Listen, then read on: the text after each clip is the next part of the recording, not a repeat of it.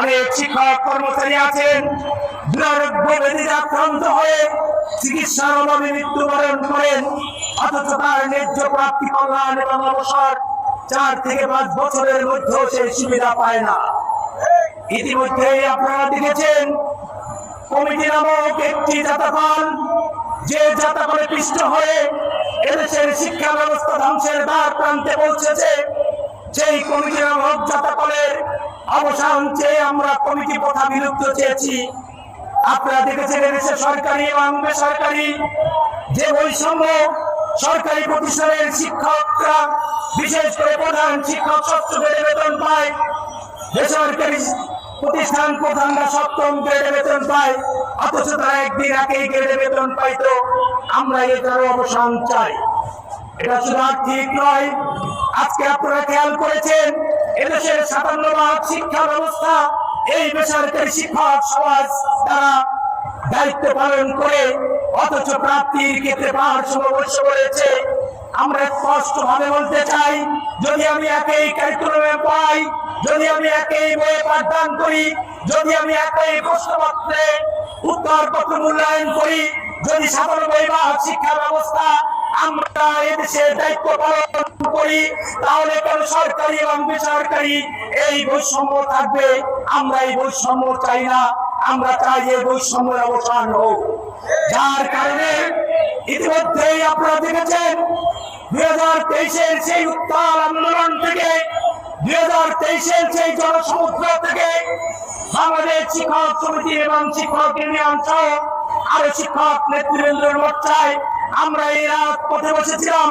আমরা সেদিন সরকারের কাছে দাবি জানিয়েছিলাম যে জাতীয়করণ ছাড়া দেশের শিক্ষক তথা শিক্ষা ব্যবস্থার কোনো পরিবর্তন হবে না। তাই আমাদের মূল দাবি হচ্ছে শিক্ষা ব্যবস্থাকে অবশ্যই জাতীয়করণ করতে হবে। কিন্তু দুর্ভাগ্যের বিষয়, সেদিনের দায়িত্বপ্রাপ্ত সেই শিক্ষামন্ত্রী, কুখ্যাত শিক্ষামন্ত্রী দীপুমণি আমাদের দাবির প্রতি কটাক্ষ করেছিলেন। তিনি বলেছিলেন শিক্ষকরা নাকি ঘটনা চক্রে শিক্ষক হয় এবং শিক্ষকদের যোগ্যতা নিয়ে তিনি প্রশ্ন করেছিলেন। আজকে তাকে প্রশ্ন করতে চাই, অনেক যোগ্যতা ছিল আপনার। সেদিনও বলেছিলাম ডাক্তার হয়ে মন্ত্রী হয়েছেন, ডাক্তার হয়ে ডাক্তারি পেশায় না গিয়ে রাজনীতিবিদ হয়েছেন। আপনি ঘটনা চক্রের রাজনীতিবিদ অথবা ঘটনা চক্রের ডাক্তার, একটি আপনি হয়েছেন।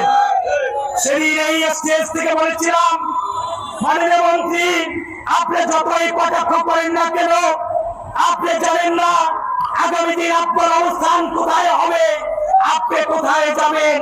নিয়তির নির্মম পরিহাস, আজকে তিনি কোথায় আছেন আমরা সকলেই জানি।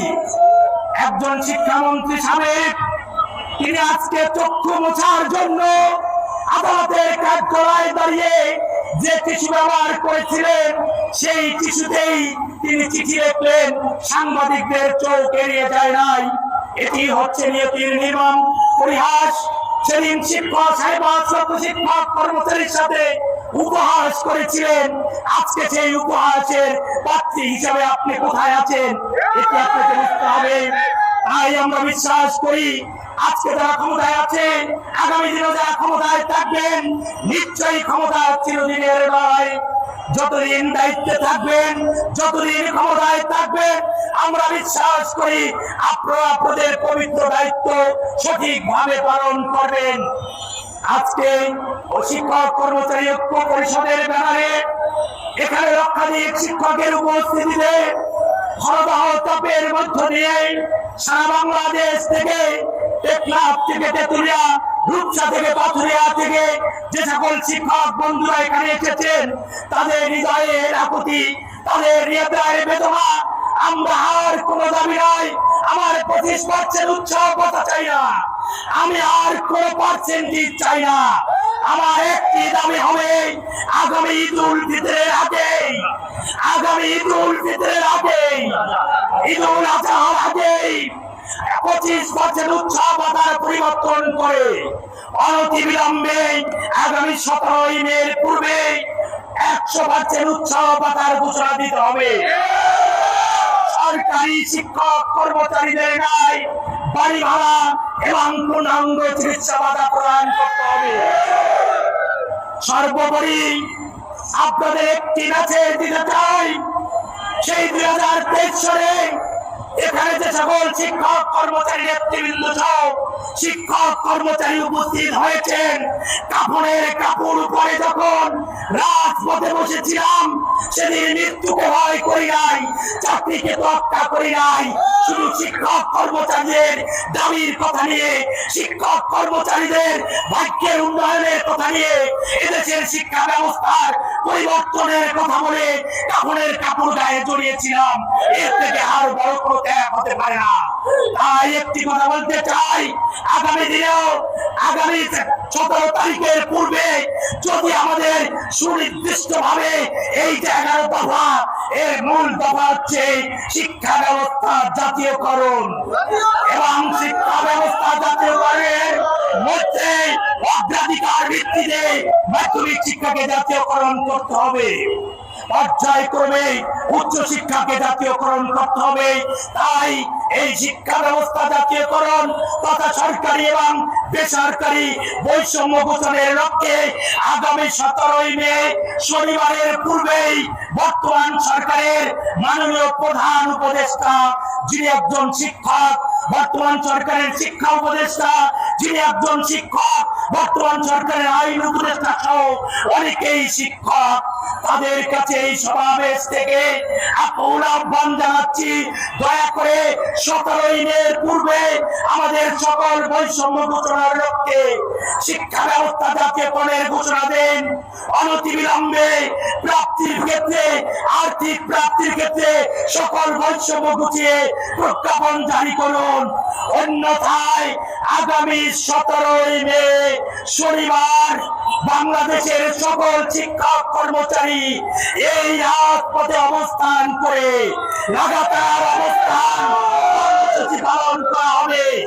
17 মে থেকে লাগাতার অবস্থান কর্মসূচি পালন করা হবে এবং যতদিন পর্যন্ত আমাদের ব্যবস্থার জাতীয়করণের ঘোষণা না আসবে, 100% উৎসাহ ভাতার ঘোষণা না আসবে, পূর্ণাঙ্গ বাড়ি ভাড়া এবং চিকিৎসা ভাতার ঘোষণা না আসবে, ততক্ষণ পর্যন্ত এই রাজপথ ছেড়ে কেউই ফিরে যাব না।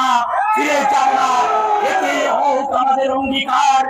সেই লক্ষ্যে আপনারা প্রতিটি উপজেলায়, প্রতিটি জেলায়, অঞ্চলে আজকে থেকে প্রস্তুতি গ্রহণ করবেন। আজকেই আমাদের ঘোষণা, আগামী 17 মের পূর্বে যদি আমাদের অদৃষ্ট লক্ষ্যে পৌঁছে না পারি, যদি প্রত্যাশিত ঘোষণা না আছে, 17 মে থেকে এই জাতীয় প্রেস ক্লাবের সামনে অবিরাম অবস্থান, ধর্মঘট সহ long march to Jamuna, long march to secretariat চাপ দাবি পালন করা হবে। এবং যদি একটি কথা বলতে চাই, কাপড়ের কাপড় যেহেতু গায়ে জড়িয়েছি, হয় কারাবরণ না হয় জাতীয়করণ অথবা মৃত্যুবরণ, তাছাড়া আমরা কেউই রাজপথ ছেড়ে যাব না। সেই অঙ্গীকার জানিয়ে আপনাদের আজকে